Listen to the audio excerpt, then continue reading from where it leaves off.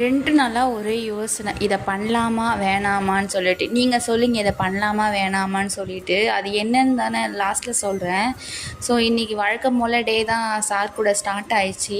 நான் உங்களுக்கு ஒரு டிப் தரேன். நீங்க எந்த காய் வாங்கினாலுமே அதை வாஷ் பண்ணி நீங்க ஸ்டோர் பண்ணீங்கன்னா, அது உங்களுக்கு நிறைய நாள்வே வரும்.